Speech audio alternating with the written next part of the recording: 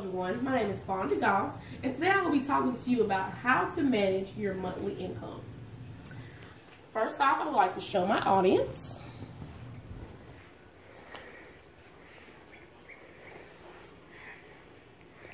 Oh, we got top cams on.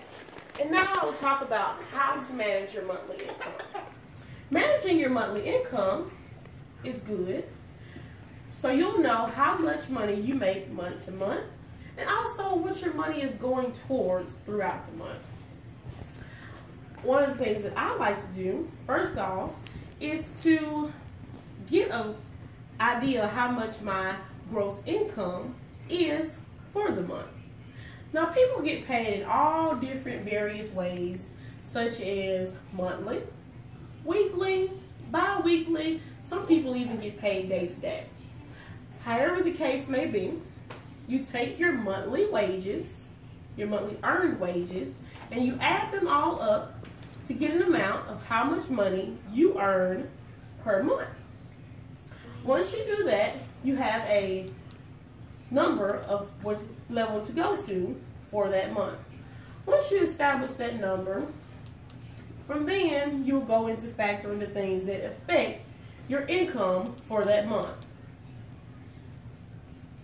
Well, also, you must know that this is an estimate and that it may also fluctuate from month to month. It won't always be the same, depending on different things that may factor your wages. But once you get an estimated amount of how much money you make per month, from there you'll need to factor in your expenses. Now, your expenses are things that you know that you will have to take care of within that month.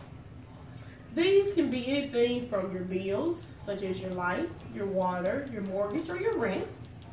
Also things such as your gasoline for traveling back and forth to work. And also things such as food.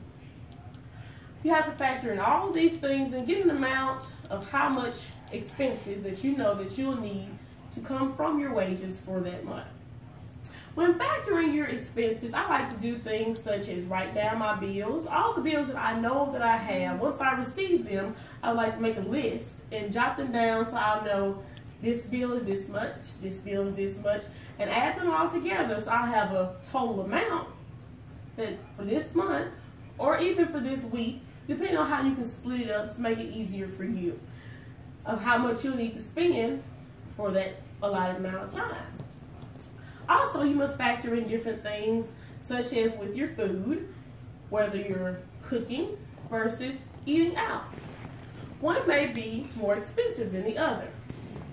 Or if you want to fluctuate between the two, you have to factor in the possibilities. So again, this is an amount that will fluctuate from month to month, so it's also an estimate.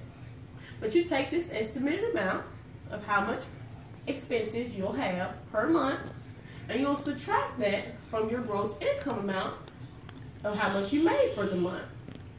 Once you've done that, that kind of gives you a good idea of how much will be spent from your income for that month. But also, there's other factors that will also go into effect when you are budgeting your money month to month. You must also factor in unexpected expenses. Unexpected expenses can range from anything from car trouble, sickness of yourself or family member or children, unforeseen trips or events that you may have to attend, just anything that may come up, an emergency situation, or anything that may come up that you may not have planned for that month.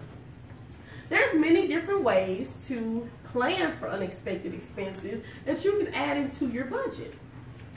One of my favorite is a savings account.